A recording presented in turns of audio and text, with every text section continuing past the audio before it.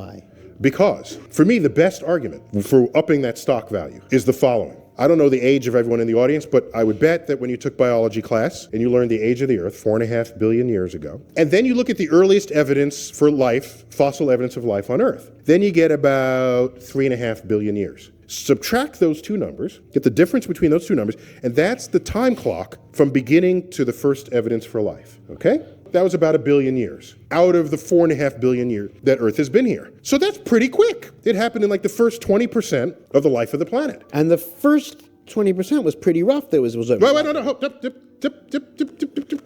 hold on. Since the time we all took biology, we have found fossil evidence of life farther back in time than 3.5 billion years. It now goes back to 3.8. There's some evidence it might even reach 3.9.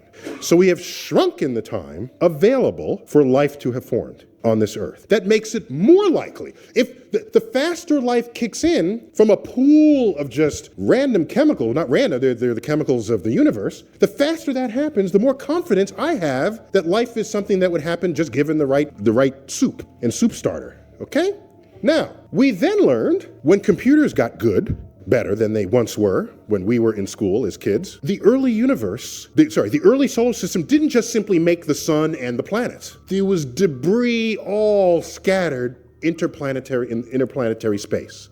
And that debris slowly got vacuumed up by the gravity of the respective planets. That would not have been a pleasant occasion on the surface of those planets, because to vacuum it up simply means you're getting slammed by the kind of asteroid that took out the dinosaurs, except you're getting that monthly. And you can calculate what the temperature of Earth's surface would have been. And it would have been higher than what would allow complex molecules to form, because at high temperatures, you break apart molecules. So, what our computer models show is that this period of heavy bombardment is the official phrasing, lasted 600 million years.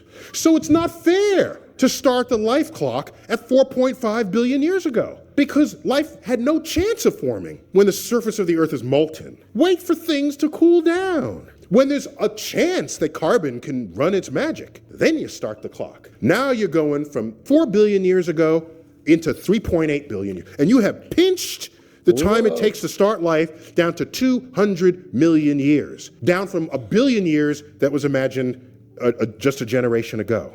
And that is further evidence. Practically the earliest life could have formed, it did.